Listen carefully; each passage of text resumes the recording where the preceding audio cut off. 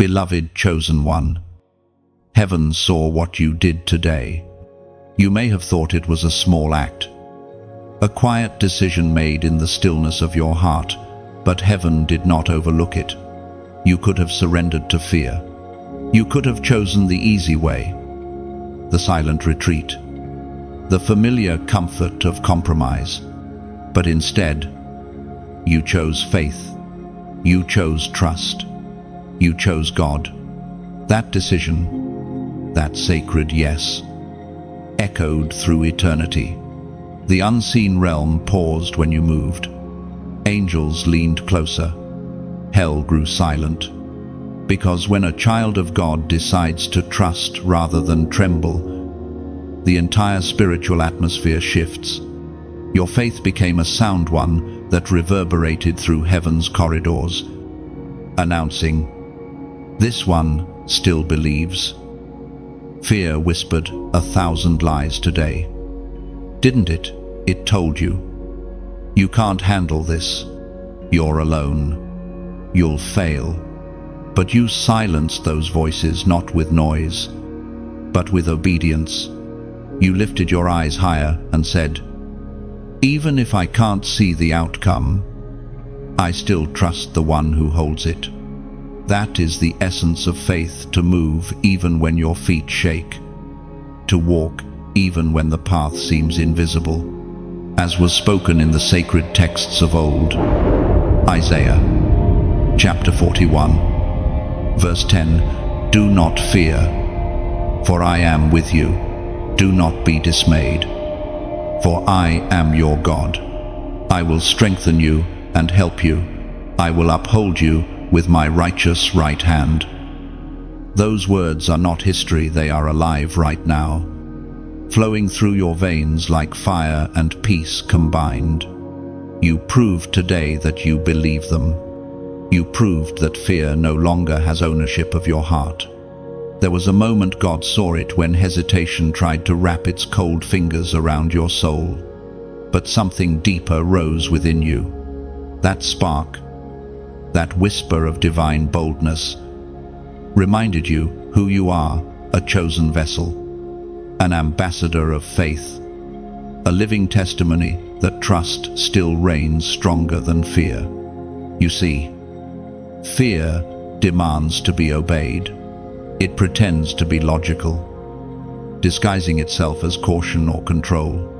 But trust requires surrender, not to circumstances, but to the one who commands the storm. And when you surrendered today, you became dangerous to darkness. Every step you took in faith tore through invisible barriers. Your trust became a weapon sharp, radiant, unstoppable.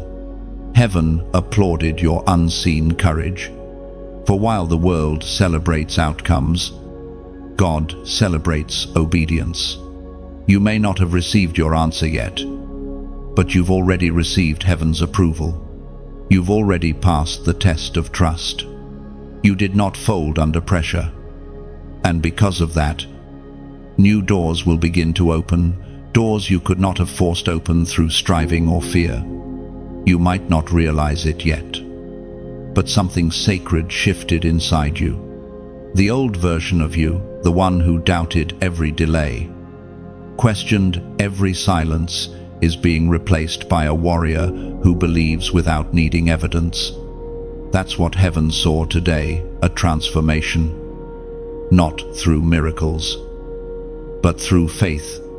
You trusted when it didn't make sense. You smiled when your heart trembled. You spoke life when despair wanted your tongue. You stood tall when anxiety screamed. Run, that's what makes you one of God's chosen. That's why the Spirit keeps calling you higher. And here's the truth God noticed. He noticed the trembling hands that still reached out in prayer. He noticed the tears that still carried praise. He noticed the faith that stood when everything else fell apart. Heaven doesn't measure you by how loudly you worship, but by how deeply you trust. And today, you proved you trust Him more than your fears. Chosen one, Let that sink in. You could have panicked, but you prayed. You could have complained, but you worshipped. You could have run away, but you stayed. That's not weakness, that's warfare. Every choice of faith is a declaration of victory over fear. Even now, the Lord whispers, "This one belongs to me." And every demon that once stalked your peace must now bow to that truth. You may have felt ordinary this morning, but by nightfall, heaven had marked you extraordinary. So take a breath and thank Him. This moment, this day, was not wasted. Every heartbeat that chose faith over fear has been written in heaven's record. You have proven that your trust is not conditional, but covenantal. You do not trust God because life is easy. You trust Him because He is good. Your journey from fear to faith has just begun, and heaven celebrates you. Let this message be your confirmation. What you did today wasn't unnoticed, it was prophetic. You have stepped into the rhythm of divine courage. If this word spoke to your spirit, pause right now. Lift your heart in gratitude. Then, as a prophetic act of agreement, like, share, and comment to declare your faith before the world. Let others see the light of your trust shining boldly. Subscribe if you haven't yet. Stay connected to this flow of divine encouragement, because your journey as a chosen one is just beginning. Now type 777 inches, the comments below, as a declaration that you trust God more than your fears. Let that number be your seal of faith, your heavenly signature of courage. You didn't fold. You could have, and no one would have blamed you. The pressure was heavy, the silence of God loud enough to make even the strong question their calling. Yet you, yes, you stood when everything around you whispered, "Give up." That decision, though unseen by many, was seen by heaven. It was not your strength that kept you upright, but the faith pulsing inside you like an unextinguishable flame. Fear came knocking again, cloaked in reason and wrapped in logic. It said, "You've been disappointed before. Why risk believing again?" But your heart answered differently this time. You said, "Because I've seen God move before. And even if He doesn't today, I still know He is able." That is faith at its purest form, not faith for outcomes, but faith in His nature. We are reminded through the writings of David in the Psalms. Psalm chapter 56, verse 3. "When I am afraid, I put my trust in you." Those simple words have outlived kingdoms, survived wars, and comforted generations. They are eternal truth dressed in gentle strength. You embodied those words today. You didn't have to shout your faith from rooftops. You lived it through quiet endurance. Every moment you resisted panic. Every breath you took, instead of breaking down, became worship in its highest form. You didn't fold when others would have collapsed. You didn't let fear write the end of your story. You remembered that your life is authored by divine hands, and those hands never tremble. The truth is, folding would have been easier. It's simple to say, maybe it's not meant to be, when the waiting grows long. But something in you refused to believe that delay means denial. You held on to the promise, even when it felt far away, even when no one else could see it. That's how spiritual muscle grows in silence, in struggle, in surrender. Heaven observed your restraint and called it strength. The same Spirit that raised Christ from the dead is alive in you, teaching you to stand even when you feel like sinking. Fear trembles when it realizes it can't control you anymore. It may still speak, but it no longer decides. You've learned that fear is not the absence of courage, it's the training ground for it. When you stood your ground today, something powerful happened in the unseen. The enemy lost access to the gate of your emotions. What once triggered anxiety now became a testimony of endurance. You shifted realms from reaction to revelation, and that shift cannot be undone. Beloved, your spirit has matured. The tears that used to drown you have become the waters that baptize you into deeper faith. You no longer fear the unknown because you know who walks before you. You no longer beg for signs because you carry peace within. That peace is not weakness, it is evidence that you have met God in the fire and learned his heartbeat. There's a reason heaven values consistency more than excitement. Excitement burns bright but fades fast. Consistency glows steady and lights the path for others. Your faith today wasn't loud, but it was lasting. That's what makes it holy. You didn't fold when the message came late. You didn't fold when the door didn't open. You didn't fold when prayers seemed unanswered. And because you didn't, God is weaving this endurance into your next victory. Every no and not yet will eventually form a divine now. Remember, this God doesn't test you to expose your weakness. He tests you to reveal your strength. The storm doesn't come to destroy you, it comes to show you what you carry.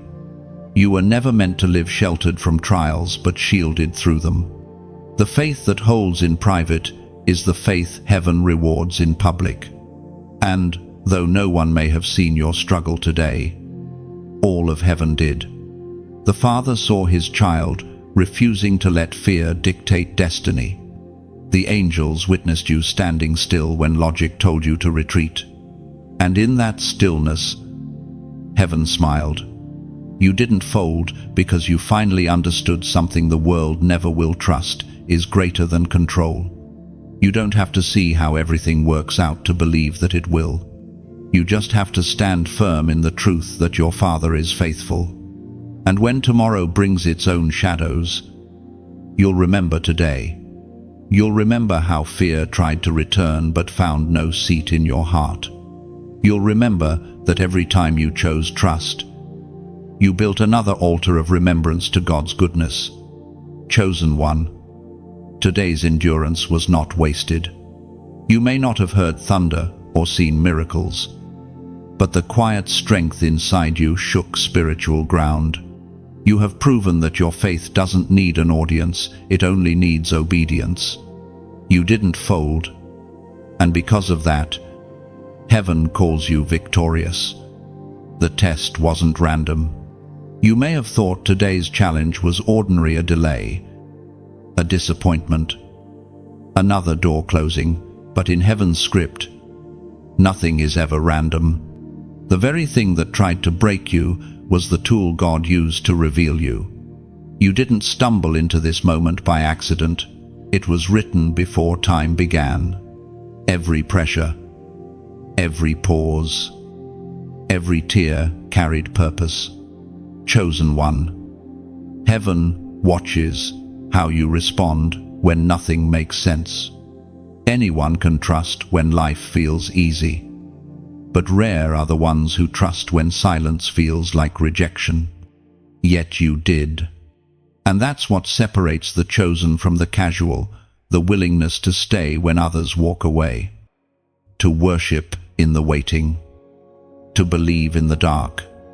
As the Apostle James wrote with divine clarity, James, chapter 1, verses 2-3, consider it pure joy, my brothers and sisters, whenever you face trials of many kinds, because you know that the testing of your faith produces perseverance.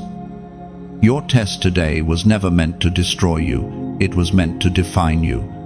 God already knew what was inside you, But the test allows you to see it too.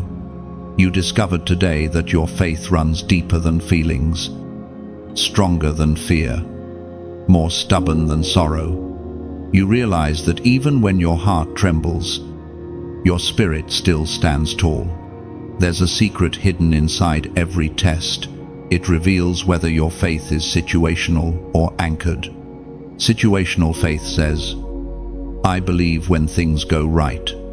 Anchored faith says, even if everything falls apart, my hope remains. You proved today that your faith is anchored. Heaven saw you clinging to the word, not because you saw light, but because you refused to let go in the dark. Every test carries a teacher. Sometimes that teacher wears the face of delay, sometimes rejection, sometimes confusion, but the lesson is always the same. Trust me, even here, you may not realize it. But today's pressure produced something eternal. You learned endurance, patience, and spiritual authority, all in the same hour you nearly gave up. You see, the enemy doesn't fear your comfort, he fears your consistency. He wanted this test to make you bitter, but it made you bold instead. He wanted you to question God, but instead, you questioned your own doubts. That is victory. Every time you say, nevertheless, I trust you, heaven expands its territory through your obedience. Sometimes God allows tests not to show how far you've fallen, but to show how far you've come. The very thing that would have crushed you last year barely shook you today. That's growth. Chosen one. That's spiritual maturity. You didn't break. You bent and bounced back, because you're no longer powered by emotion, but by revelation. The test was the proof. God didn't send it to punish you, but to promote you. You were asking for higher levels, greater purpose, deeper anointing, and every promotion requires pressure. You cannot carry kingdom authority without first carrying the weight of trust. So, when the storm rose and the ground shook, heaven watched closely, not because God doubted you, but because he delights in the ones who choose to believe anyway. And when you whispered, Lord, I still trust you, that whisper roared louder in the spirit than any sermon ever could. This is what the test was for, to pull out of you the kind of faith that doesn't just speak, but stands. You were refined, not ruined. You were purified, not punished. The fire revealed gold, and that gold is your unshakable confidence in God's character. Let this truth anchor your heart tonight. Divine tests are always tied to divine timing. If God allowed this, it's because you are ready for what comes after it. Tests come when promotion is near, not when it's far away. You are closer than you think, closer to breakthrough, closer to purpose, closer to the manifestation of promises you've held onto in silence. So don't waste your pain by resenting it. Redeem it by learning from it. Let today's struggle become tomorrow's story of strength. When others see your peace under pressure, they'll know your faith isn't borrowed, it's built. You are walking through your proving ground, and heaven calls it holy. Every test is temporary, but the strength it produces is eternal. The next time you're tempted to ask, why this? Remember, because you're ready. Heaven only tests the vessels it plans to trust with greater things. Chosen one. This was not punishment, it was preparation. You didn't just survive a test, you completed divine training. The fear that tried to return today will find no home tomorrow. You've grown beyond it. Now pause, breathe, and declare your stance. Comment, still, I trust. Let those 3 words be your banner in the spirit. Every time you say them, you remind your soul who it belongs to. Say them aloud. Type them boldly. And watch how heaven responds to faith that refuses to fold. Angels took note. You may not have seen them, but they were there, silent witnesses to your steadfastness, recording your endurance in heaven's eternal ledger. Every moment you chose to stay faithful when no one else saw, they did. Every prayer whispered through trembling lips. Every tear that fell, with no audience, none of it went unnoticed. Heaven does not measure your worth by applause or numbers. It measures it by obedience. You see, obedience in secret is the purest form of worship. When no one claps, when no one understands, and you still choose to trust. That's when heaven moves closest. The angels are not drawn by noise, they are drawn by faith. And today, they leaned in close. They saw your struggle, and they didn't rush to remove it. They stood guard as you grew through it. The divine doesn't always intervene by preventing pain, it intervenes by preserving purpose. The angels assigned to you did not panic when fear approached. They simply watched as your faith rose and drove the darkness back. Heaven's system is built on remembrance. The same way kings keep records of loyalty, God keeps records of faithfulness. Every act of trust becomes a note in the archives of eternity. When you endure without seeing results, that endurance is documented. When you love without being loved back, that love is written down. When you forgive before the apology comes, heaven records it as victory.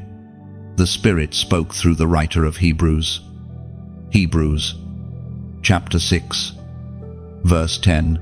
God is not unjust. He will not forget your work and the love you have shown him as you have helped his people and continue to help them. That verse is a mirror of your life right now. You think no one notices, but heaven does. You think your kindness was wasted, your effort unseen, but not a single drop of your devotion has gone unnoticed by your Maker. The angels watch not with pity but with pride. They marvel at the strength of human faith, the kind that worships a God it cannot see, trusts a promise it cannot touch, and keeps walking even when the path disappears. That kind of faith silences the boast of hell. You need to understand this. Your tears are not evidence of weakness, they are evidence of value. You only cry over what matters, and you matter deeply to God. Every tear that has fallen in prayer has been collected, not one lost. The angels don't waste them, they use them as testimonies of trust. There's a rhythm in heaven's observation: silence when you expect sound, stillness when you expect a sign. Yet that quiet is not absence, it's reverence. Heaven doesn't interrupt moments of divine growth. When gold is being refined, the fire must be undisturbed. That's why sometimes it feels like heaven is quiet, because heaven is watching transformation in progress. Beloved, what you endured today built a foundation for tomorrow's blessing. The unseen realm celebrates you not for perfection but for perseverance. When you stayed kind while misunderstood, the angels whispered your name in songs of remembrance. When you resisted the urge to retaliate, they declared, "This one carries heaven's heart." When you forgave again, even after being hurt, they bowed their heads in awe of a human soul mirroring divine mercy. Every sacrifice, every small act of obedience has spiritual weight. Earthly recognition fades quickly, but heavenly records are eternal. What you build in faith becomes your testimony forever. Do you realize the magnitude of that? Every yes to God is written in glory's book. Every battle you fight in silence becomes a story angels rehearse. The same beings who witnessed creation now witness your faith, and they marvel at it. To them, the Creator choosing to dwell in fragile humanity is already a mystery. But when humanity still chooses to love the Creator back through pain, that mystery becomes majesty. You are part of that story. The same angels who ministered to Elijah under the broom tree, who stood beside Daniel in the lion's den, who rolled the stone from the tomb, they stand beside you now. They move at the sound of faith, not fear, and your faith has moved them. Sometimes, when you feel a sudden peace in the middle of chaos, that's not coincidence, it's assistance. When your spirit calms without explanation, it's because the atmosphere around you has shifted. The angels have strengthened the air you breathe. Heaven's protection doesn't always look like rescue. Sometimes it looks like resilience. So do not think for a moment that you are unseen. Your endurance is a spectacle to both realms. While the world might scroll past your pain, the heavens record it in detail. You are known. You are remembered. You are celebrated not because you won, but because you refused to quit. Today was not wasted. The unseen audience of heaven applauded your faith. The very air around you holds residue of divine presence because you chose to keep walking. You didn't fold. You didn't flee. You stood. And angels stood with you. Faith that terrifies darkness. That is what you carried today. Chosen one. It wasn't loud. It wasn't flashy, but it was powerful enough to make the shadows tremble. The kind of faith you showed doesn't announce itself with thunder. It walks quietly. Yet every step shakes the realm of darkness. There are moments when the world doesn't recognize the magnitude of what's happening inside you. You seem calm, but your spirit is roaring. You appear still, but in the unseen realm, your faith burns like a wildfire. You may not realize it, but the very act of believing when everything tries to break you is warfare. When you trust in silence, you are swinging a sword. The ancient words recorded in the Gospel of Matthew echo through time. Matthew, chapter 5, verse 14. You are the light of the world. A city on a hill cannot be hidden. Darkness fears light, not because light speaks, but because light simply is. And today, your faith proved that truth again. The enemy cannot dwell near someone who refuses to surrender to fear. The moment you chose faith, the atmosphere around you changed. You lit up your space, your home, your mind, your environment with divine radiance. Imagine it this way: darkness is like fog. It looks thick, intimidating, endless. But once light pierces it, the fog disappears without a sound. Your faith did that. Your trust was the light that burned through the fog of worry, anxiety, and doubt. Heaven didn't have to shout, it only had to shine through you. Faith doesn't always roar. Sometimes it's the whisper that says, "I'll keep believing." Sometimes it's the quiet breath after a prayer when you decide to stand anyway. Sometimes it's your hand still lifted in worship while your heart aches. Those are the moments that terrify the darkness, because hell expects you to collapse, but heaven knows you'll rise. Think about this: fear is like a chain that looks strong, but its links are made of smoke. The moment you walk forward in faith, the illusion breaks. That's what you did today. You walked through a chain of smoke. Every what if that haunted you dissolved when you chose to trust God anyway. And because of that, chosen one, you have become a walking light post in a weary world. You are proof that faith still works. You are proof that trust still wins. You are proof that hope still heals. Every time you walk into a room, the unseen world shifts because light does not need permission to shine. It simply does. The way you stood today, the way you prayed, the way you believed it sent ripples through eternity. Every time a chosen one like you chooses faith, it gives courage to another.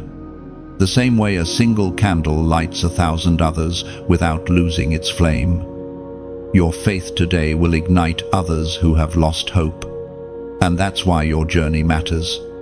Your endurance, your obedience, your story. It's not just for you. It's the torch others will follow when their own faith flickers.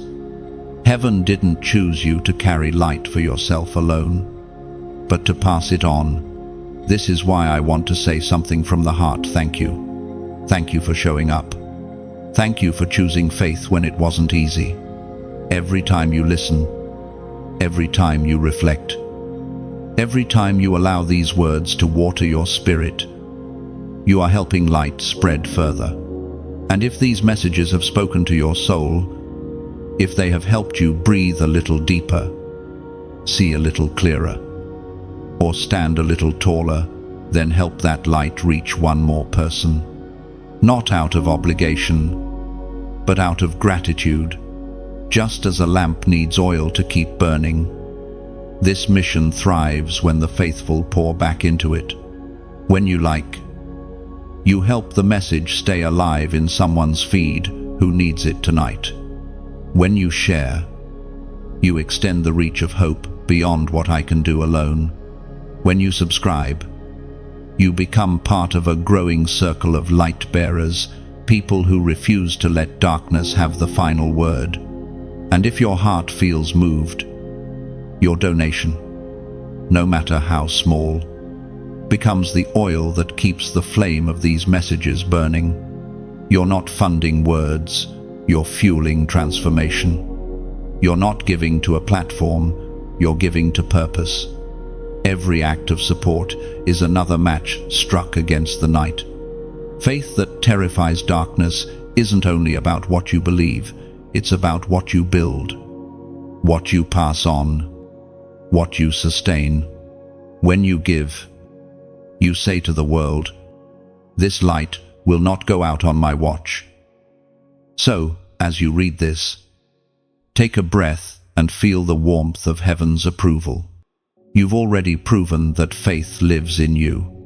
Let it keep spreading through your actions, through your generosity, through your willingness to keep shining. The darkness may whisper, but it cannot withstand you, because you, chosen one, carry the kind of light that doesn't fade, the kind that transforms fear into courage, silence into songs, ashes into an altar.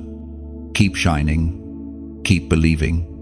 And remember, every flicker of faith you protect today becomes tomorrow's dawn for someone else. Heaven's smile over you, that's what today was about. You may not have seen it, but the Father's joy covered you like morning light. While you were wondering if you had done enough, heaven was already celebrating the fact that you believed. The moment you chose peace instead of panic, trust instead of turmoil, the heart of God rejoiced. Chosen one, when you believe in the midst of uncertainty, you paint worship on the canvas of your day. You turned your fear into a song, and heaven could not stay silent. The Father doesn't just love your obedience, He delights in it. There is something profoundly beautiful about a child who believes before seeing. As the prophet Zephaniah once wrote with holy fire, Zephaniah, chapter 3, verse 17, "The Lord your God is with you, the mighty warrior who saves. He will take great delight in you. In his love, he will no longer rebuke you, but will rejoice over you with singing. Can you imagine that the God who formed galaxies is singing over you right now? Not with words of judgment, but with melodies of joy. You have given him a reason to smile today, not because you were perfect, but because you trusted. Heaven's smile is not reserved for the flawless. It's reserved for the faithful. The world measures by performance, but God measures by posture. Your heart's quiet, yes, carries more weight than 1,000 loud promises. You didn't need to move mountains today. You simply needed to stand. And you did. When you trusted through the uncertainty, heaven leaned closer. Angels stood still in reverence.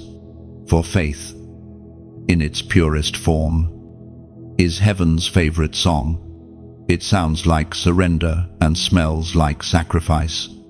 And when that sound rises from your heart, it fills the throne room with fragrance. You might not have realized it, but your peace today was warfare. The calm you carried was a declaration to darkness, I trust my Father. That is why the battle seemed heavier, before it was not about your strength but about your stance. Fear always fights hardest before it loses control. The Father smiled when you prayed, even without answers. He smiled when you forgave again. When you stayed gentle instead of bitter. When you refused to let frustration rewrite your faith. These are the secret moments that shape eternity. Heaven does not smile because everything is perfect. Heaven smiles because you stayed when walking away was easier. You didn't quit the process. You didn't give up on the promise. You may have bent under the weight of it all, but you did not break. And that resilience, the faith that endures quietly, is what delights the heart of God. Do you feel it now, that quiet warmth in your spirit? That peace wrapping around your thoughts? That's heaven's response. It's the Father saying, I see you. I'm proud of you. The world often rewards visible victories, but God celebrates invisible obedience. You might not have seen breakthrough yet, but heaven already called it done. The timing may be hidden, but the approval has already been spoken over you. Beloved, heaven's smile doesn't come with noise, it comes with nearness. You've noticed it, haven't you? That moment when the chaos outside fades, and an unexplainable calm fills your soul. That's not coincidence, it's presence. That's God drawing near to a heart that trusts Him. And when heaven smiles, everything beneath that light begins to grow. Blessings bloom quietly in the soil of your surrender. Opportunities align in places you can't yet see. Favor begins to follow you like a faithful shadow. Do not underestimate what your faith has unlocked today. Heaven's smile is not symbolic, it's catalytic. It changes atmospheres, softens hearts, and rearranges outcomes. The same way sunlight transforms frozen ground. God's delight over you is thawing the season you thought was barren. Chosen one. The Father isn't waiting for you to prove yourself. He's inviting you to enjoy His pleasure. You have nothing to earn. You only have grace to receive. Rest in that. Let your soul breathe. You don't have to strive for what already belongs to you. His favor, His covering, His delight. And while you rest, heaven moves. While you trust, heaven builds. While you worship, heaven wars for you. That is what it means to live under divine smile. You are never unseen, never unsupported, never unloved. Take a moment and let that truth settle deep. God rejoices over you. Angels echo His joy. Heaven has recorded your faith. and that record cannot be erased. You have brought light into dark spaces simply by believing that God is still good. Now, as a prophetic act of agreement, declare it in the comments below. Comment 1111, a symbol of divine alignment, open heavens, and perfect timing. Let it be your faith signature, your way of saying, Father, I know you're smiling over me. Every time someone sees that number, may they be reminded that heaven's joy is resting on the faithful, the same God who smiled over David in the cave, who rejoiced over Esther in her courage, who delighted in Mary's quiet. Yes, that same God is smiling over you tonight. So walk boldly, breathe deeply, and remember, heaven isn't waiting to celebrate your victory. Heaven is already celebrating you. You walked through what others feared. That's what separates the chosen from the crowd, not arrogance, but endurance. You didn't wait for perfect conditions to move. You didn't need certainty to obey. You stepped into the storm because you trusted the one who called you. Most people freeze when winds rise, but you remembered who controls the weather. You moved forward, not because it was easy, but because standing still was no longer an option. The voice of God thundered through the prophet Isaiah. Isaiah, chapter 43, verse 2. When you pass through the waters, I will be with you, and when you pass through the rivers, they will not sweep over you. When you walk through the fire, you will not be burned, the flames will not set you ablaze. Those words are not distant poetry, they are divine reality. You lived them today. You walked through fire, through questions, through resistance, through fear, and you came out still standing. You didn't emerge without scars, but your scars have become sermons. Every mark tells the story of a God who doesn't always keep his people from storms, but always keeps them in them. You were never promised a life without storms. What you were promised was his presence in the midst of them. The difference is everything. Fear looks at the waves and trembles. Faith looks at the waves and walks on them. You have learned to walk not because the ground is stable, but because your gaze is fixed higher. Think back on the moment when you almost turned around, the moment when your courage cracked just a little. You thought, maybe I misheard God. But deep inside, something sacred whispered, keep walking. That whisper wasn't your imagination. It was heaven's reminder that obedience often feels like walking on invisible ground. Most people pray for the storm to end. You prayed to endure it, and that's what changed everything. Because storms don't last, but the strength they build in you does. You've learned that the rain isn't punishment, it's purification. Every drop that fell on you washed away the parts that couldn't follow you into the next season. What you didn't know is that while you were walking through your storm, others were watching quietly. They saw the waves crash around you, the winds threaten your peace, and they saw you refuse to give up. Your courage became a compass for others who had lost theirs. That's the beauty of walking with faith.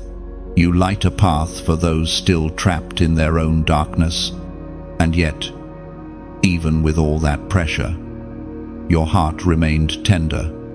That's not weakness, that's divinity reflected through humanity. It takes supernatural strength to stay kind in chaos. It takes trust to keep your hands open when life keeps taking. But you did. You gave even when you felt empty. You forgave when you had every reason to close your heart. You walked through what others feared because you understood something vital. Fear doesn't vanish. It bows. It doesn't disappear before faith, it submits to it. You felt fear, and kept moving anyway.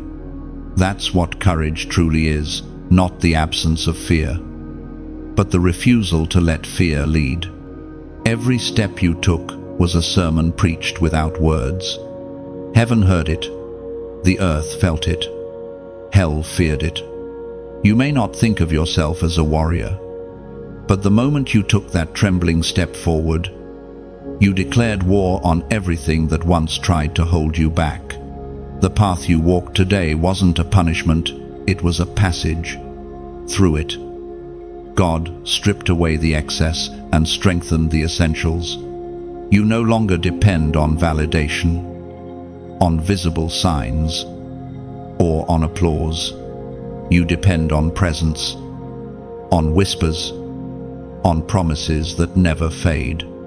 When the night grew darkest, your light didn't shrink, it became more visible. The fire around you wasn't meant to destroy you, it was meant to announce you. Gold cannot be purified in gentle breezes, it needs heat. And today, you proved you are gold. Now, as you look back, realize this: you didn't just survive the storm, you walked through it transformed. You entered as one searching for peace. You emerged as one who is peace. The same winds that tried to break you became the winds that lifted you higher. The same waves that threatened to drown you became the rhythm that carried you to destiny. Heaven honors such endurance. The Lord never forgets the ones who keep walking when the path disappears. And when you reach the other side, and you will, your story will remind others that the fire they fear might be the very thing that frees them. So keep walking, chosen one, even when it rains again. Remember, storms are not signs of God's distance, but evidence of His trust. He knows you can handle what others cannot. You've already proven it. You've walked through what others feared, and you didn't just make it out, you made it holy. Hidden power unlocked. That's what today was really about. Even if you didn't notice it in the moment. You thought you were just surviving another long day, carrying quiet burdens no one could see but in the unseen realm. Something inside you broke open. The pressure that tried to crush you only pressed out what God had placed in you. Every divine promise lives inside you like a seed. And seeds don't sprout in sunlight alone. They need darkness and weight. When life covered you in uncertainty, it wasn't burying you, it was planting you. That's the mystery of faith. What looks like an ending is often the beginning of power unfolding. Heaven speaks clearly through the words of Christ. Luke, chapter 10, verse 19. I have given you authority to trample on snakes and scorpions and to overcome all the power of the enemy. Nothing will harm you. That authority is not a distant promise, it's your current inheritance. You are not powerless, even when you feel small. The enemy's greatest deception is to convince the chosen that they are weak.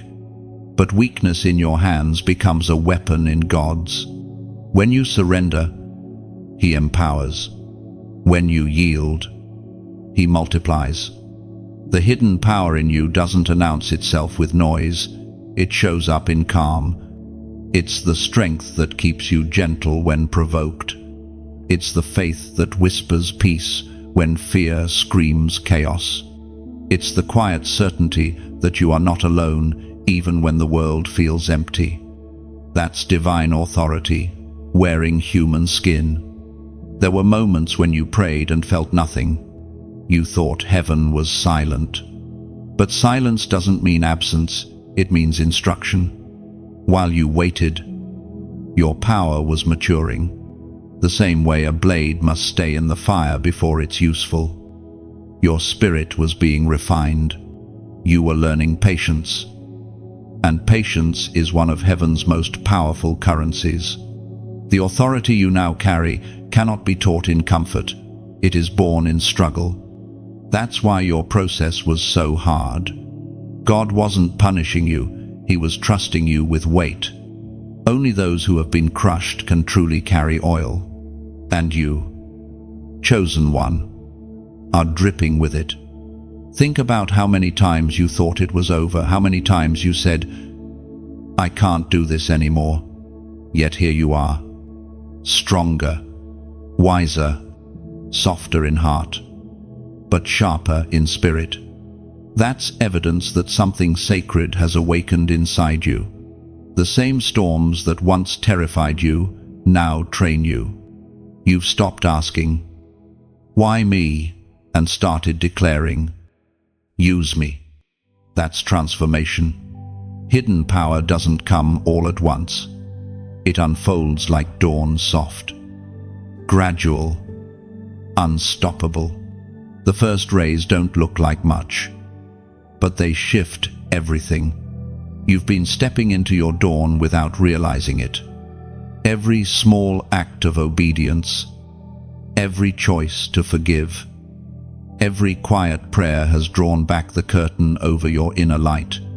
And it's not just power for you, it's power through you. Your endurance is teaching others what strength looks like. Your peace is unsettling darkness in your circle. Your compassion is disarming bitterness in people who gave up on hope without speaking a word. Your presence alone disrupts despair. That is divine power in motion. You may not feel it, but heaven feels it every time you walk into a room. The atmosphere shifts, not because of who you are on your own, but because of who walks with you. The same spirit that raised Christ from the dead lives inside you, and that reality terrifies the shadows. Hidden power is also hidden wisdom. You've begun to discern things you couldn't before. You notice patterns, sense shifts, understand silence. God has been training your perception. What others call instinct is actually revelation being refined in you. You hear heaven's rhythm now, even when others only hear noise. This is what your preparation has produced, not titles, not applause, but quiet authority. You don't need to prove who you are, your endurance proves it for you. The ones who questioned your process will soon see your fruit. The very battles that tried to drain you have made you dangerous to darkness. Remember this. Chosen one, your hidden power is not meant for dominance, but deliverance. God didn't make you strong to rule people, He made you strong to rescue them. Your scars are maps for the lost. Your victories are invitations for the weary. So walk softly, but carry the fire within. You don't need to announce your anointing. The ones who need what you carry will recognize it when you arrive. Just as salt doesn't shout to flavor food, your spirit will quietly transform every space it enters. What was hidden has been unlocked. What was buried has begun to breathe. The authority you once searched for has always been within you, waiting for the right moment to rise. And now it has. The enemy now knows your name. That is not arrogance, it's recognition. In the unseen realm, obedience has a sound, and yours has been echoing loudly. Hell no longer sees you as a confused wanderer. It knows you as a marked one, a carrier of divine authority. A name heaven defends. At first, the attacks were subtle distractions, delays, little seeds of doubt, but they intensified because your influence in the spirit began to rise. The enemy doesn't waste energy on those who pose no threat. The increase in resistance wasn't a sign that you were losing, it was proof that your impact was expanding. As it is written in the book of Acts, chapter 19, verse 15, "But the evil spirit answered them, 'Jesus I know, and Paul I recognize, but who are you?'" Those words reveal a powerful truth in the spiritual world. Names carry weight. Identity is authority. The moment you started walking in obedience, your name gained power in heaven and weight in hell. Demons know those who belong to light because your very presence disrupts their assignment. That's why lately you've felt unseen opposition, tension that appears out of nowhere, sudden fatigue after prayer. It isn't random, it's resistance. The darkness is trying to drain you before you realize just how dangerous your obedience has become. But take heart. Chosen one recognition from darkness is confirmation of promotion in light. You see, hell recognizes consistency. It studies patterns, and when it finds someone whose trust doesn't collapse under pressure, it grows nervous. You've become one of those rare souls, steady when others panic, faithful when others flee, prayerful when others complain. That is why the opposition has felt personal. It is the enemy fights what he fears. Your life has become a declaration that grace is greater. Every time you stand firm, you prove that the cross still wins. Every time you love your enemies, hell loses ground. Every time you forgive, spiritual chains shatter. You're not just surviving attacks, you're rewriting atmospheres. The darkness once underestimated you. It thought you would remain silent, stay small, hide from calling. But now, it knows your name because your name is written on heaven's scroll of endurance. Angels recognize it. The Father affirms it, and the enemy fears it. You carry evidence of heaven's ownership, and nothing can erase that mark. That's why strange things have been happening lately. People misunderstand you. Opportunities seem to delay. Spiritual warfare feels heavier. It's not punishment. It's proof that you've become too loud to ignore in the unseen. You've become the kind of believer that causes tremors with prayer alone. When you walk into a room, the atmosphere adjusts, not because you intend to dominate it, but because heaven has authorized you to carry light. And light doesn't ask darkness for permission to shine, it simply shines. Chosen one. This is why the attacks haven't destroyed you. They can't. You've been sealed. You are surrounded. You walk under a covering that darkness cannot decode. You've been anointed with recognition that terrifies the unseen. The same spirit that hovered over creation hovers over your steps. It's not that the enemy knows your name alone, it knows your assignment. You carry something that cannot be replicated, divine resilience. That's why the pressure keeps returning. It's an attempt to distract you before you realize how much authority you already hold. Remember, this spiritual warfare is not proof that you are weak. It is evidence that you are effective. If you were insignificant, the enemy would ignore you. But the moment you decided to rise, all of hell took notice. Your prayers shake foundations. Your forgiveness breaks generational cycles. Your peace drives out chaos. You have become the embodiment of spiritual disruption. Do not fear being recognized in the spirit. It is not a curse, it is confirmation. You've earned your place on heaven's front line, and with that comes heaven's full protection. Nothing can touch what God has claimed. The enemy now knows your name, but that name is written under another Jesus. His blood speaks louder than any accusation. His victory covers every weakness. His light outshines every shadow that tries to whisper your defeat. So when fear tries to return, remember this: if hell knows your name, heaven has already announced your victory. You are not hunted, you are heralded. Every time you rise after a fall, you prove to the unseen world that grace is undefeated. Take this moment and mark it. You've entered a new level of authority. one that requires awareness but not fear, because though darkness may know your name, it cannot touch your destiny. Now, as an act of faith and affirmation, comment "Heaven knows." Let those two words become your declaration. They mean, heaven knows my heart. Heaven knows my battle. Heaven knows my victory. They mean you are no longer living for human validation, but divine acknowledgement. Type it as a seal that your story is not hidden, it's holy. And heaven already knows. Your obedience shifted atmospheres. That's not exaggeration, it's reality in motion. When you chose to obey, something invisible moved around you. What once felt heavy began to lift. What once resisted you began to soften. Heaven always responds to obedience, because obedience is faith wearing action.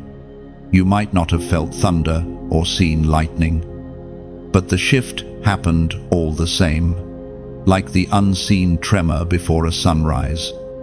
Your obedience caused the spiritual landscape to change. Doors began to unlock. Old cycles began to crumble. The same way a seed breaks open underground before anyone sees green. Your yes today broke something unseen, and holy began to sprout. It was written in the sacred law long ago. Deuteronomy, chapter 28, verse 1. If you fully obey the Lord your God and carefully follow all his commands I give you today, the Lord your God will set you high above all the nations on earth. Those words aren't ancient dust, they are living breath. Every act of obedience still carries creative power. You obeyed, and the atmosphere had to adjust. The unseen realm respects movement born from trust. When you chose to do what God whispered instead of what fear demanded, heaven recorded it and creation responded. Obedience isn't about control, it's about alignment. Picture a ship adjusting its sails. The wind never changes, it's the sails that must turn. Today, you turned your sails toward heaven, and suddenly the same winds that once worked against you began to carry you forward. That's what obedience does. It doesn't always remove the storm, but it gives you direction through it. You probably didn't even realize that your quiet decision to stay kind, to forgive, to keep believing was shifting entire atmospheres. But every gentle act echoed like thunder in the unseen. Hell lost grip. Hope gained ground. Light spread farther. Obedience is like perfume. You don't see it, but everyone can sense when it's there. It lingers. It transforms the air. It changes how people breathe around you. You've become that fragrance, an aroma of trust in a world thick with fear. And this is where your obedience becomes something more than personal. It becomes contagious. Others watching you begin to hope again. They see your peace, your endurance, your refusal to quit, and they begin to wonder if God can do the same for them. Without realizing it, your obedience preaches sermons that no microphone could ever carry. That's why I want to speak from the heart now. These words you're reading, this space you keep returning to, it's not entertainment. It's a sanctuary built in sound, a meeting place between your spirit and God's whisper. If this message has strengthened you, if you've felt the breath of heaven through these words, then help keep that breath moving. When you it's like adding one more candle to a room full of light. When you share, it's like opening a window so that someone else drowning in darkness can feel the warmth you found.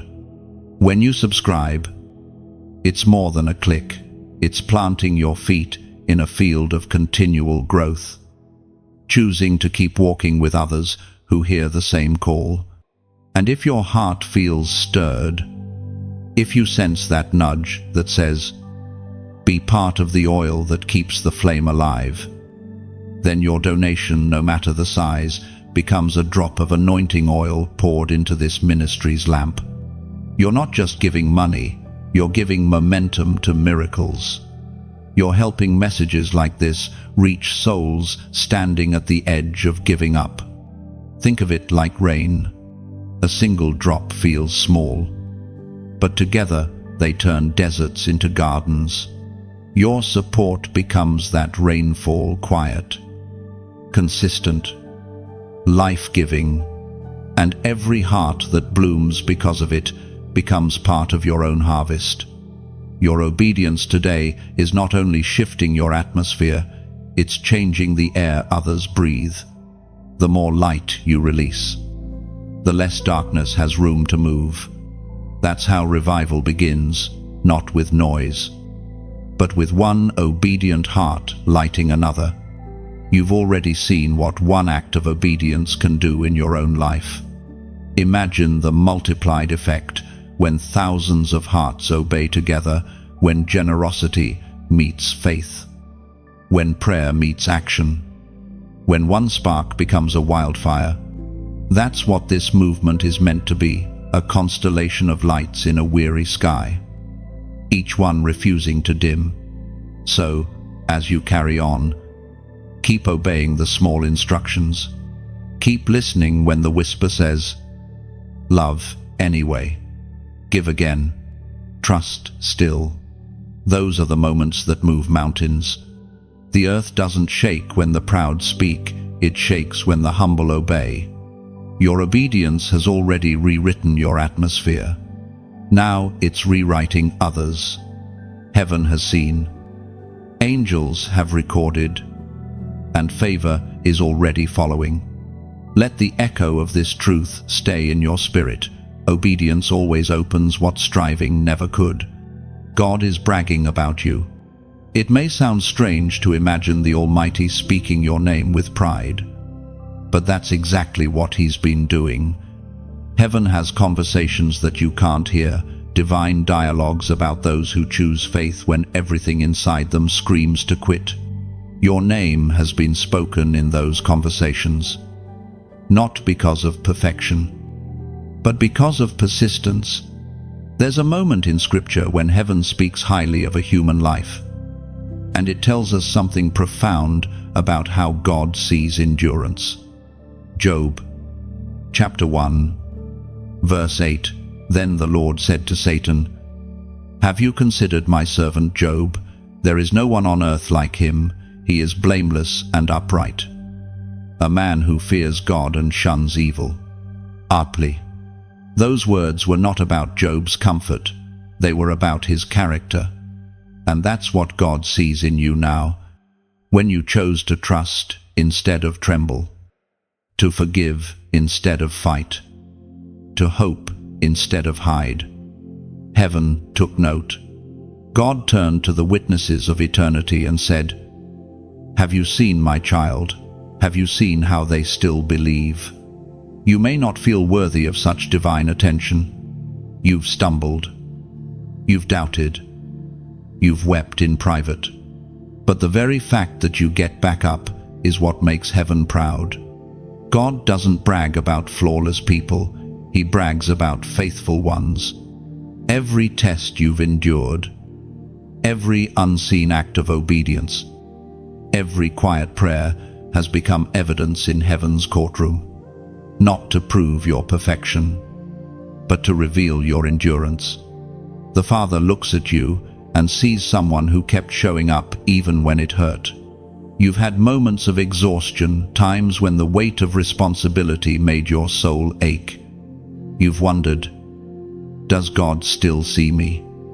And the answer is not just yes, it's He's talking about you. Angels carry your record of perseverance, and it moves the heart of the one who rules eternity. God is not ashamed to associate with those who trust Him in storms. The world may misunderstand your patience as weakness, but heaven calls it power. Because when you hold your peace in pain, you display divine restraint. When you love through loss, you mirror his nature. In the unseen realm, your life is telling a story bigger than you know. Each time you refuse to curse what you don't understand, the enemy loses credibility. Satan's accusations fall silent because your endurance disproves his lies.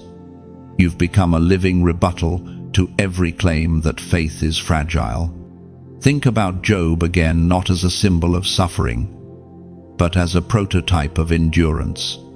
God didn't brag about his wealth, his success, or his reputation. He bragged about his loyalty. Heaven values what the world overlooks. The Father finds joy not in how loudly you praise when blessed, but in how quietly you trust when broken. Right now, your faith has become a fragrance rising to the throne. Heaven smells it pure, steady, unwavering. It tells the story of a believer who's been through fire and still glows with devotion. You are part of an eternal narrative of resilience. Noah built when there was no rain. Abraham believed when there was no evidence. Ruth stayed when there was no promise. Daniel prayed when there was no safety.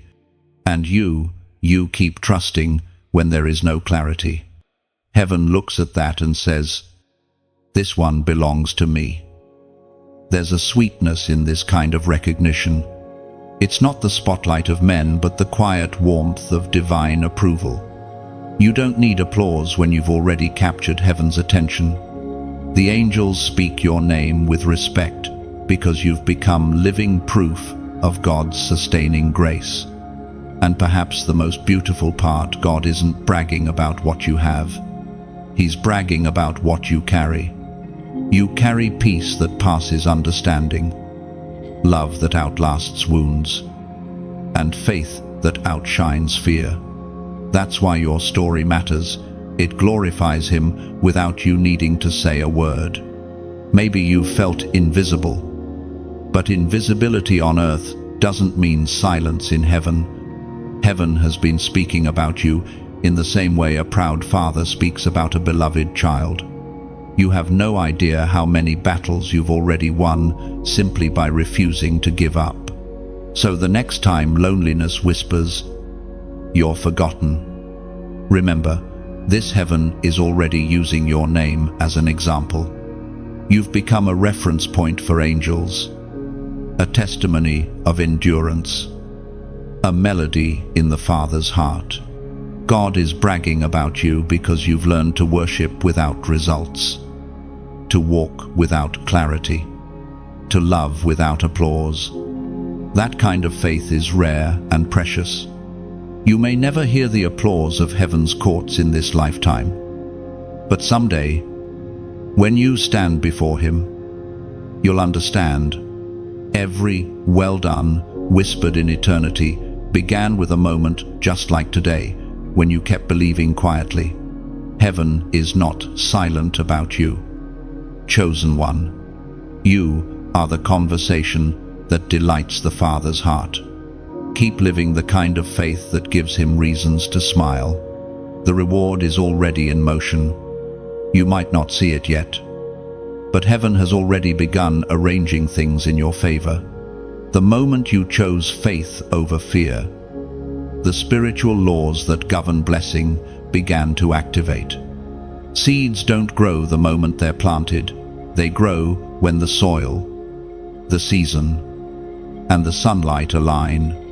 That's what's happening now. The soil of your obedience is fertile. The timing is ripe, and heaven's light has begun to shine on what you sowed in tears. You've been asking, when will it come? But heaven answers, it's already coming. The waiting hasn't been punishment, it's been process. What you didn't realize is that the reward is not only what you receive, but who you become while waiting. Every delay was shaping your depth. Every disappointment was building your discernment. The apostle wrote to the early believers to remind them of this truth. And those words still echo through time. Galatians chapter 6, verse 9. Let us not become weary in doing good, for at the proper time we will reap a harvest if we do not give up. You didn't give up, and that's why the harvest has already been commanded toward you. Heaven's timing may look slow to earth, but it's precise, never late, never early. The blessing is not being withheld, it's being perfected. Think of a sculptor carving stone. To the untrained eye, the chisel looks destructive, but every strike reveals what was hidden inside. That's what God's been doing with you, carving away fear, shaping trust, revealing gold beneath the grit. What once felt like loss was simply God making space for what truly fits. You've already started to see glimpses of it, haven't you? Small alignments, quiet confirmations, peace where there used to be panic. These are the first signs of reward unfolding. The miracle often starts in whispers before it roars in manifestation. Heaven's reward rarely looks like what we expect. Sometimes it's not a new thing, but a new you. Sometimes it's not an open door, but the wisdom to walk through it well. Sometimes it's not more, but deeper. And deeper always lasts longer. Chosen one, your prayers haven't been lost in translation. They've been planted in heaven's soil, watered by your tears, and warmed by divine timing. Even now, angels are aligning people, opportunities, and provisions that will meet you at the intersection of faith and fulfillment. The blessing is moving toward you, even as you read these words. The enemy wants to convince you that nothing's happening because you can't see movement. But the roots always grow before the fruit shows. Underground miracles are still miracles. Trust that. The unseen is where the eternal is shaped. God is rewarding not only your obedience, but your consistency. He saw the days when you prayed with no answer, the nights you cried, yet chose gratitude anyway. Those unseen sacrifices were currency in heaven's economy, and heaven always repays in overflow. There are rewards on multiple levels. Some you'll experience now. Others will ripple into eternity. Some will show up as restoration, others as revelation. But all of them are designed to confirm one truth: God never forgets faithfulness. You will soon find yourself walking into rooms you once only prayed about. Opportunities that once ignored you will seek you out. People who once doubted you will watch the fruit of your faith bloom in undeniable clarity. Not because you forced it, but because you trusted it. Still, remember, these rewards are never just for comfort, they're for continuation. God blesses those who can steward blessing without losing humility. The more He gives, the more He trusts you to reflect His nature through it. When your harvest comes, don't rush to prove anything. Rest, reflect, and redirect the glory back to Him. The reward is already in motion, and soon it will overtake you. You won't need to chase it, it will find you in the path of obedience. That's how heaven's math works. Faith plus endurance always equals overflow. Look back for a moment. Every no, every closed door, every waiting season, they were all threads in a tapestry of timing. If even one had been different, the reward wouldn't fit the shape of your spirit today. What's coming will fit perfectly because you've been formed for it. So don't doubt the process anymore. The season of hidden sowing is closing, and the season of holy harvest has begun. The wind you feel shifting around you isn't ordinary, it's the breath of fulfillment. Now, as a prophetic act of faith. Declare it. Comment 4444 below. Let it be your sign of divine completion and alignment. That number symbolizes the solid foundation of what God is establishing through you. It means the reward is not only coming, it's being built to last. Every time you see it, let it remind you the blessing is already moving, and it's headed straight toward you. Chosen one, breathe deeply and trust. This heaven is not preparing your reward. Heaven is delivering it. Stay in position. Stay in gratitude. And soon you'll see what faith looks like when it finally blossoms into sight.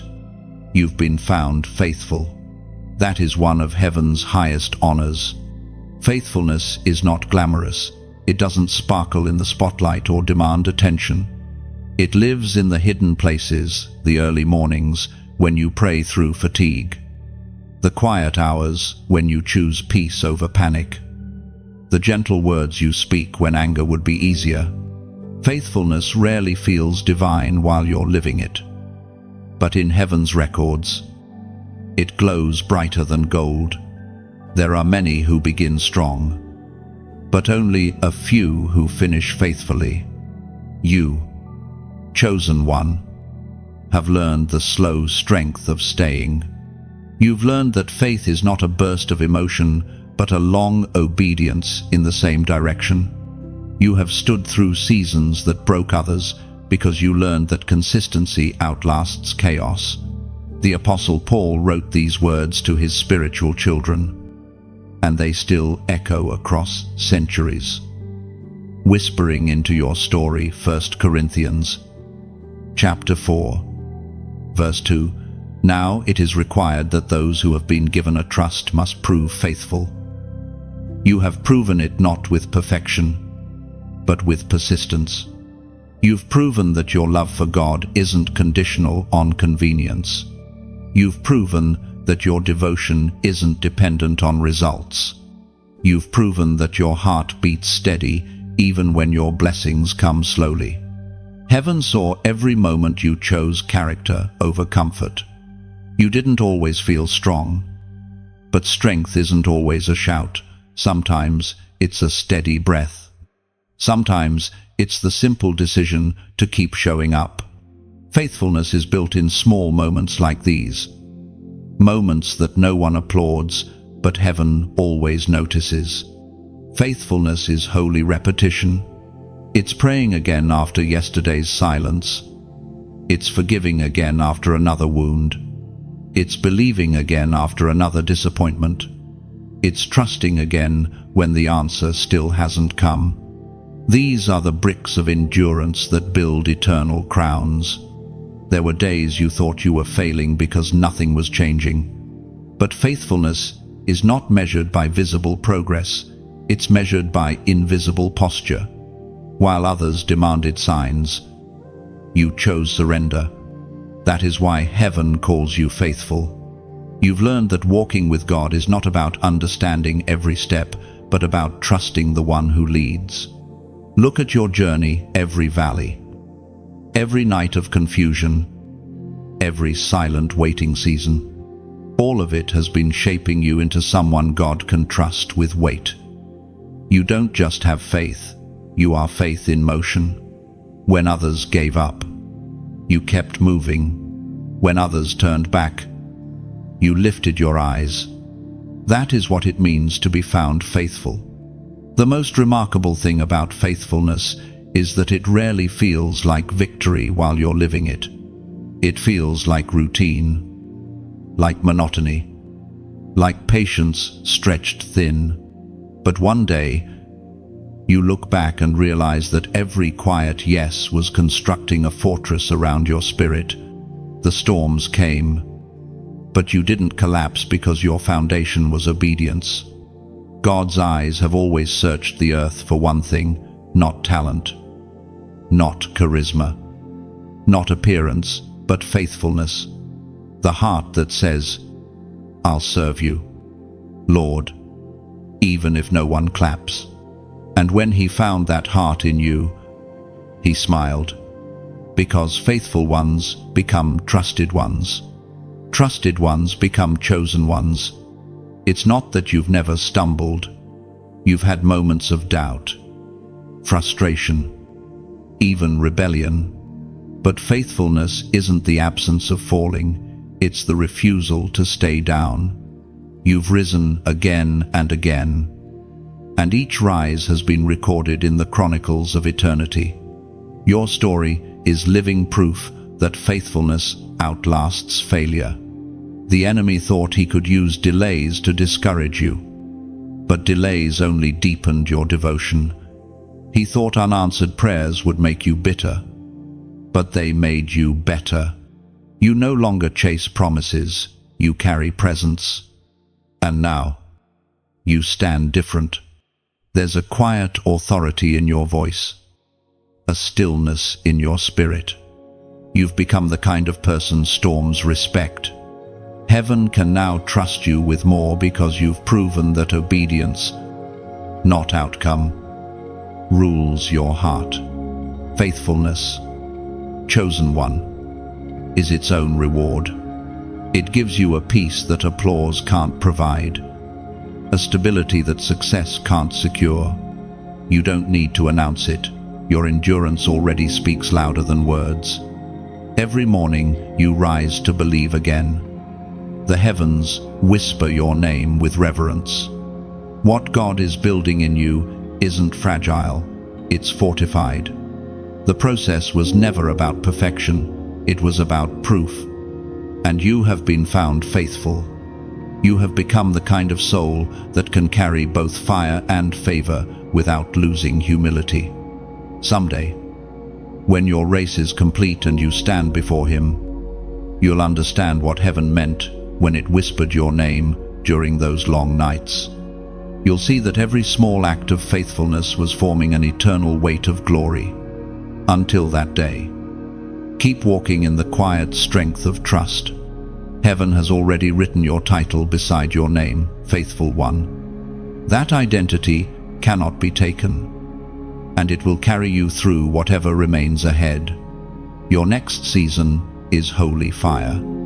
You can already feel it, the stirring beneath your ribs, the quiet rumble of something divine waking up inside you. This is not ordinary anticipation, it's the vibration of destiny aligning. The air around your spirit has changed, charged now with something ancient and alive. You've passed through the trials, the tests, the refining, and now the flame that once threatened to consume you is about to crown you. Fire has always been God's language for transformation. It burns what is false and purifies what is true. It consumes what cannot stay and empowers what must rise. You've walked through the fire of delay, of loss, of pruning. But what remains is not ash, it's anointing. What once hurt you is now fuel for what's coming. The ancient words recorded in the letter to the Romans declare it clearly. Romans, chapter 12, verse 11, never be lacking in zeal, but keep your spiritual fervor, serving the Lord. That fervor, that holy fire, is not emotion, it's divine energy. It's the unending flame that burns in those who have learned to survive the wilderness without losing their worship. This next season of your life won't look like survival anymore. It will look like ignition. The same way Moses saw a bush burning, yet not consumed. Your life will burn with purpose that doesn't exhaust you. You'll find that what used to drain you now drives you. The things that once broke you will bow to you. You'll speak, and the atmosphere will remember the authority forged in your struggle. Holy fire does not come to destroy, it comes to distinguish. It marks those who belong to heaven's movement.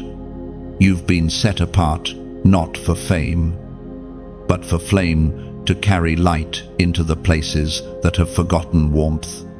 The people around you will feel it before they understand it.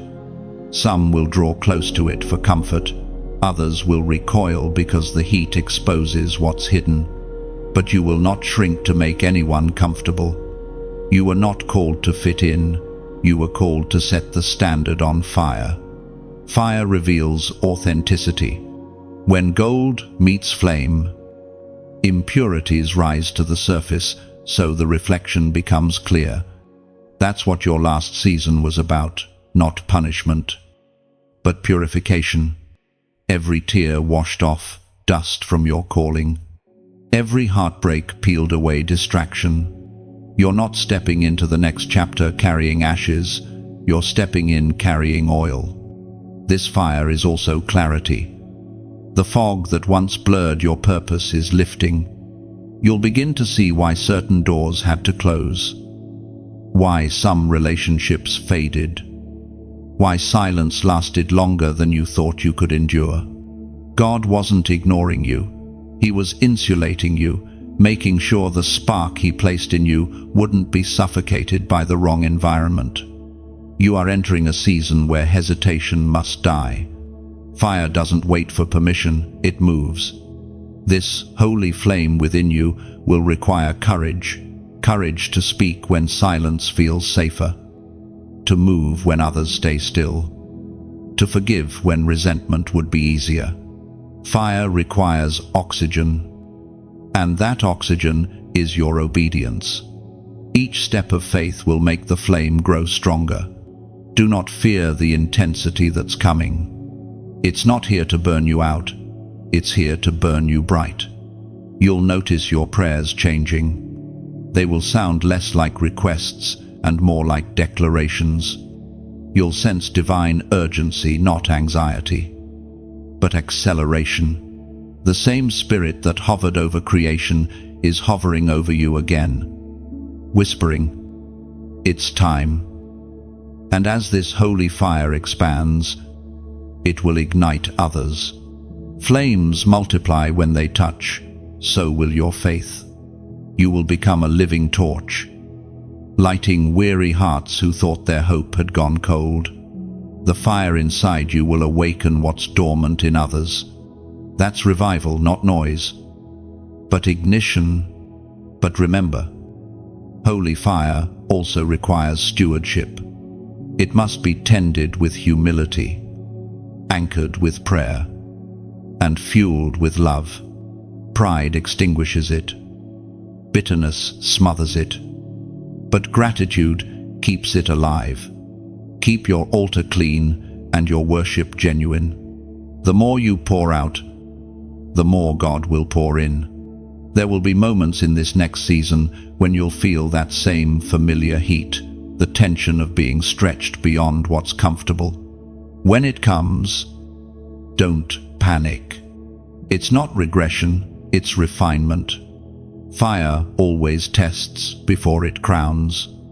Chosen one. This season won't be like any before. You've walked through rain, through shadows, through silence, and now comes flame. You'll see yourself differently. You'll pray with new boldness, love with deeper mercy, and live with holy purpose. What once consumed your energy will now be consumed by your energy.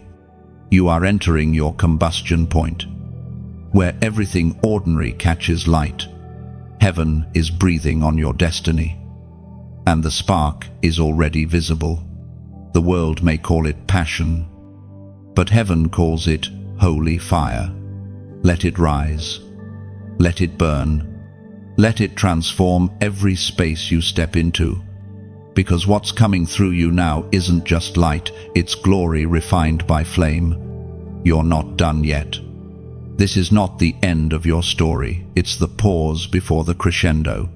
What feels like stillness is actually strategy.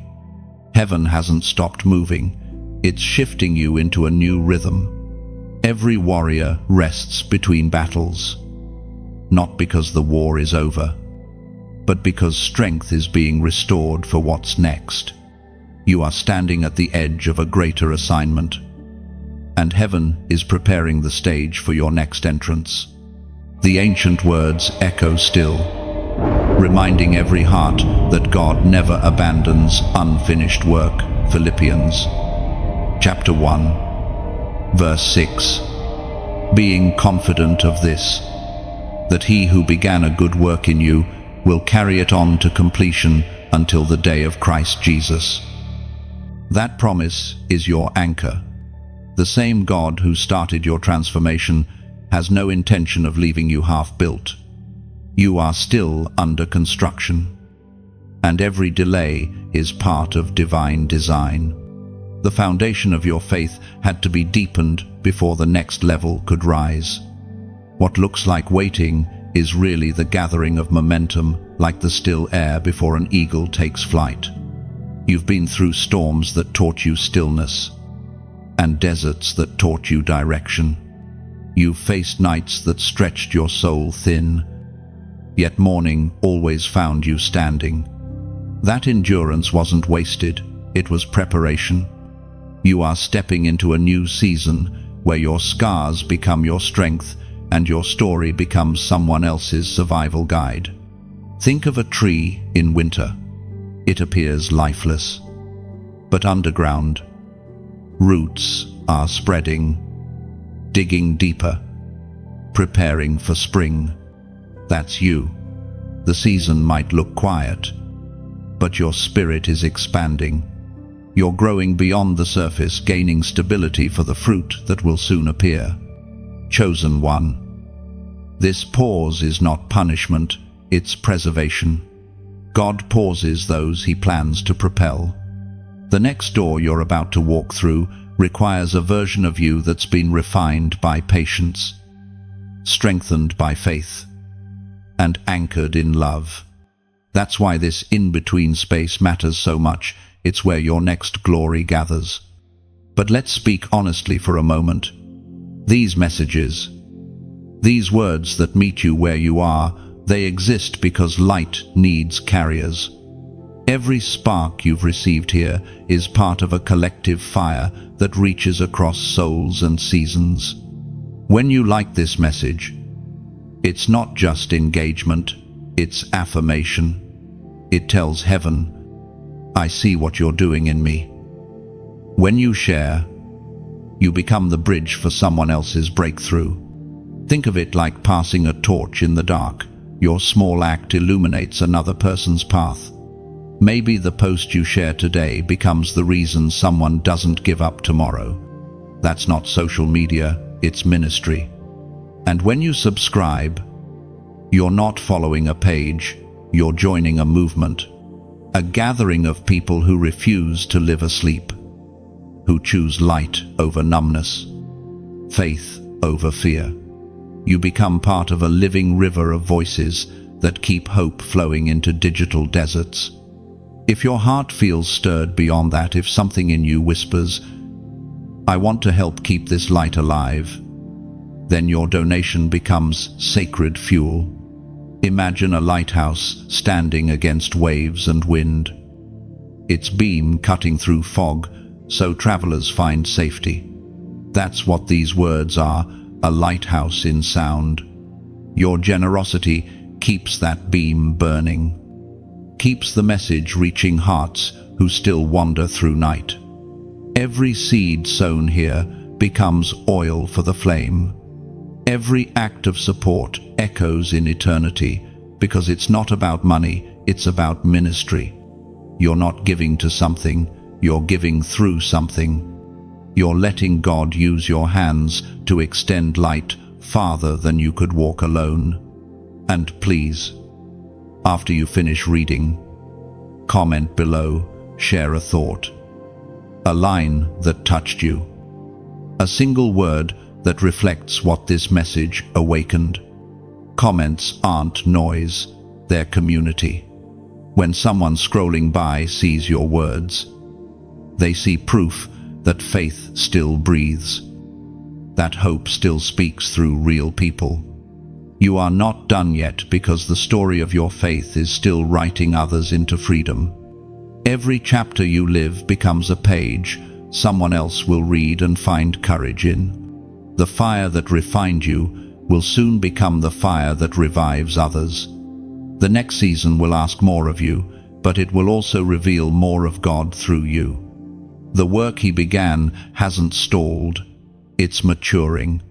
You're not circling back, you're ascending in slow, steady spirals toward purpose.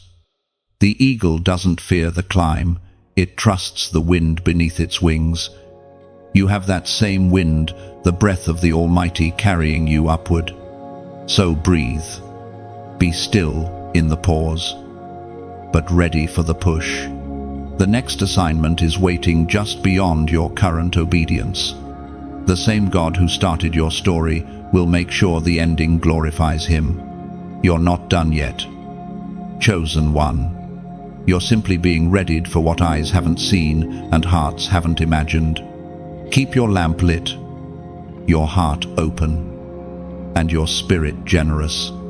Because what's next won't just bless you, it will set others free through you. Crowned in secret.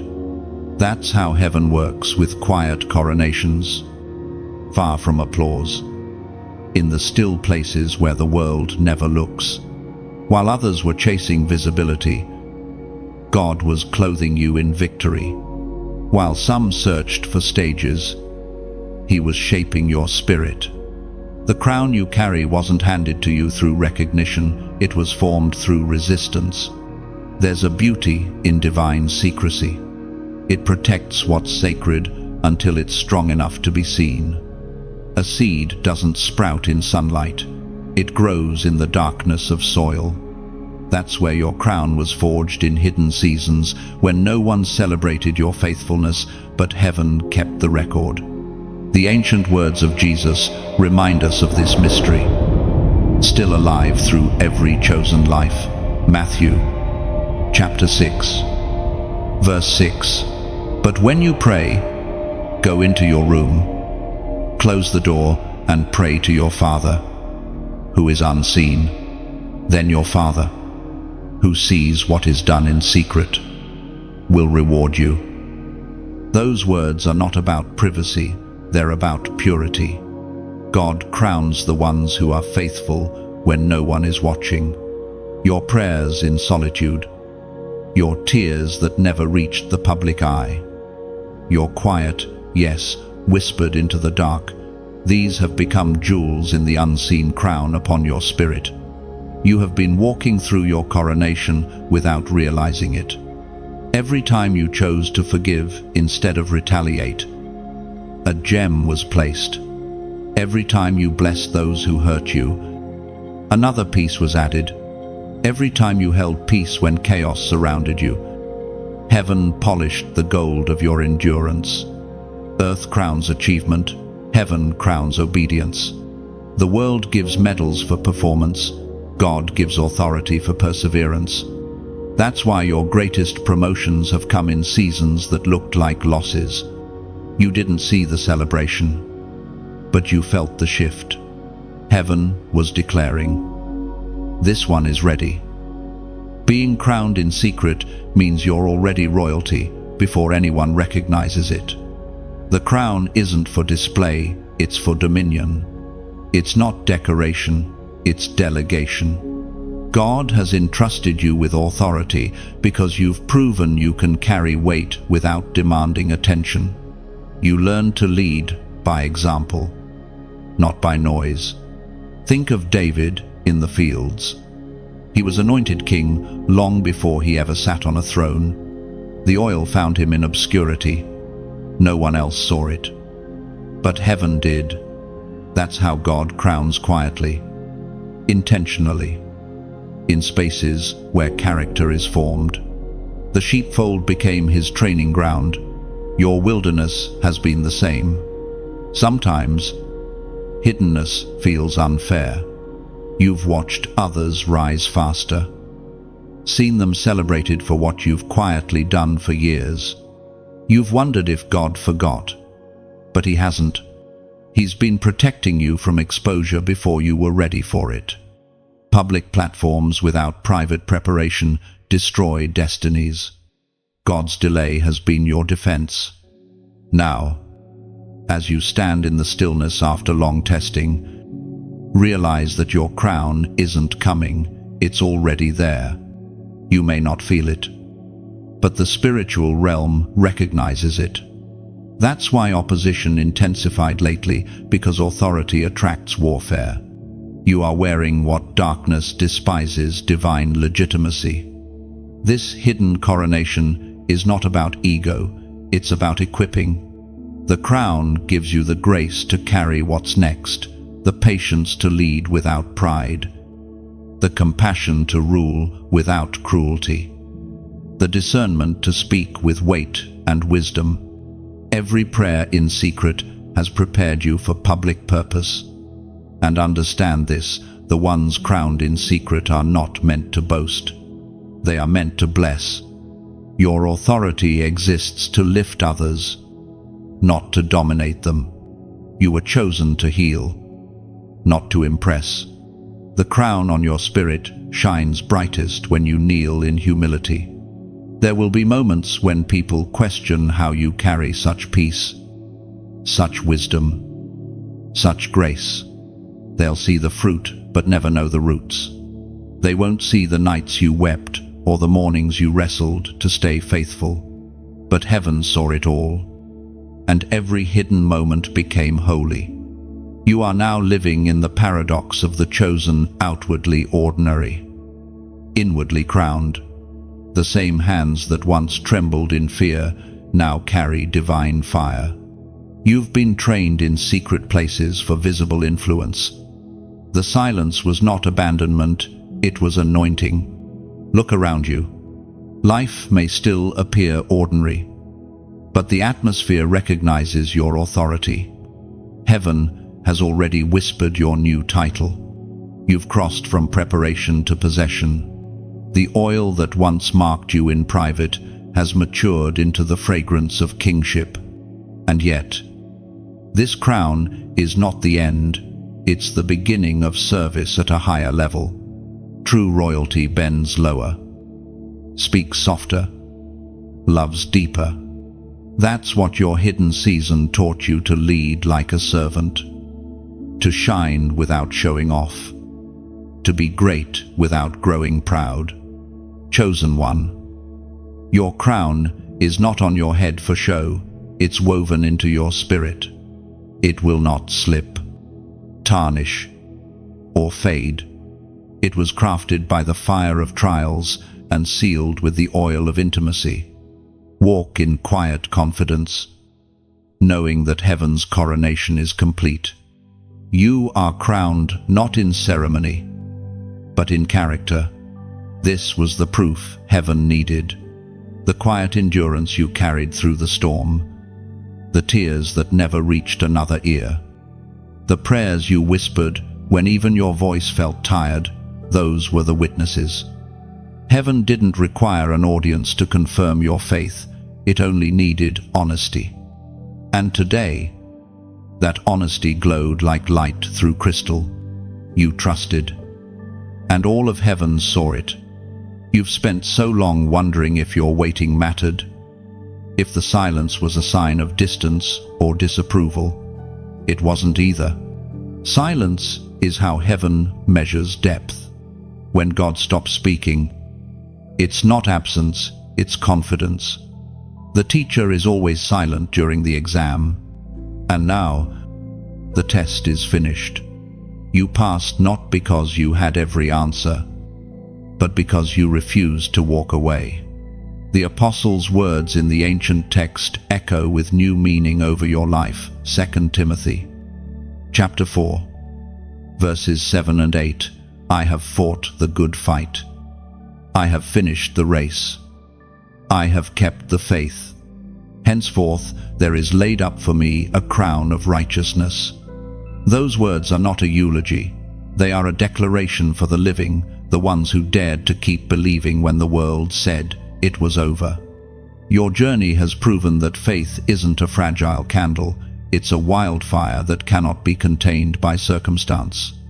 You've been refined in secrecy, shaped by delays, stretched by uncertainty, but none of it broke you. The pain that once made you question your purpose has now become the very proof of it.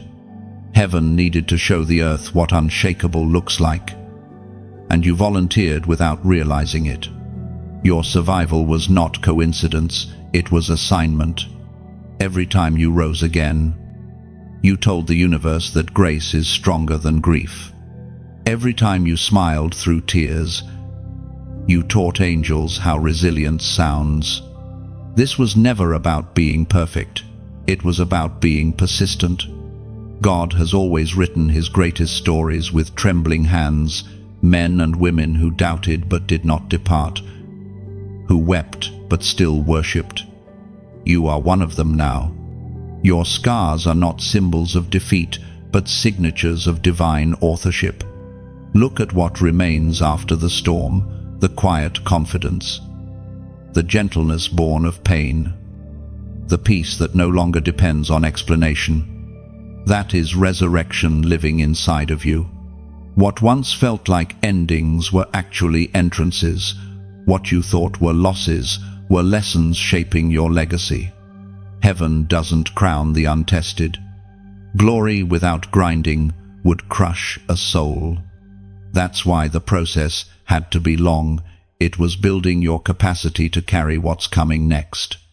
You weren't just surviving, you were expanding. Your heart has been stretched wide enough now to hold both sorrow and joy without breaking. That is the strength of saints, the ability to feel deeply yet remain faithful. The fire didn't purify you for comfort, it prepared you for commission. You are not being rewarded with ease, you are being entrusted with influence. The same endurance that held you together in private will soon sustain others in public. God often hides his generals in wilderness before revealing them to the world. Every hidden season was a rehearsal for revelation. Every no was clearing space for a purer yes. Every unanswered prayer was shaping the rhythm of your dependence. You've learned to walk without sight, to love without guarantee, to hope without proof. That's why heaven calls you complete. Not perfect, but complete. What happens next will not be an explosion of miracles. It will be a steady unveiling. The grace you carry will begin to manifest naturally, like dawn after night. You won't need to strive for recognition. Light reveals itself. The same presence that held you in silence will now move through you with subtle authority. There's a stillness inside you now that wasn't there before, a stillness born from having wrestled with God and lived. That stillness is your power. It speaks louder than sermons, stands firmer than arguments, heals faster than words. People will sense it without knowing why. They'll feel peace because you became peace. The proof of your trust is not in what you receive, but in what you radiate. Heaven's approval has already been spoken. You are trustworthy. You've proven that your loyalty doesn't depend on outcome. You've shown that faith can exist even when sight cannot. That is the highest form of worship, the offering of trust when understanding is absent. So now, breathe. Let your shoulders drop, your jaw unclench, your heartbeat slow. The war you've been fighting is over. You've been weighed, measured, and found faithful. The fire that once tried to consume you has crowned you instead. This is heaven's verdict. You are ready. Ready to carry peace where chaos reigns.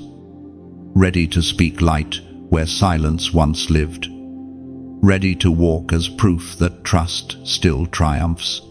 You don't need validation anymore. You are the validation. You don't need signs. You are the sign. The journey ends here, not in exhaustion, but in evidence. Heaven required proof, and your life became it, proof that grace prevails, that faith endures, that love never fails. And as the heavens write the final line of this chapter, they inscribe beside your name, not survivor, but witness. Because this was never about enduring alone, it was about revealing the glory of the one who never left. This was the proof heaven needed, and you, chosen one, have given it. Beloved, chosen one, you've reached the end of this journey, but heaven calls it only the beginning. You've walked through fire, through silence, through the long valleys where faith had to stand without feeling. And now you stand, clothed in clarity. You are proof that light can live inside a human body, that hope can breathe even after heartbreak.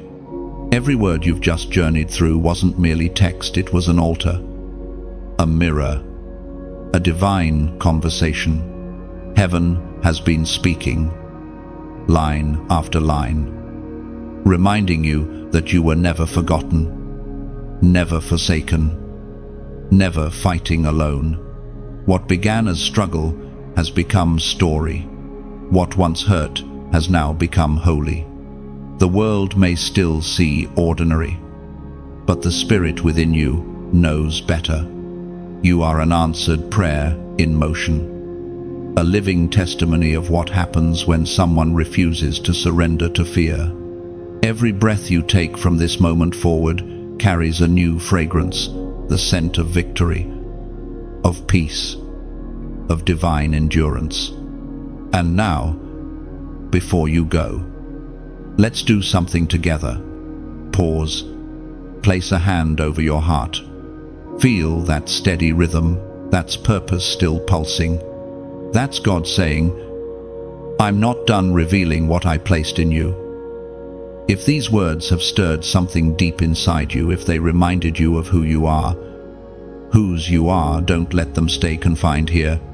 Like this message as a symbol of gratitude, not to me, but to the one who kept you standing. It tells heaven that you recognize the fingerprints of grace across your story. When you share, you extend this flame. Somewhere out there is another weary soul scrolling in silence, desperate for confirmation that God still speaks.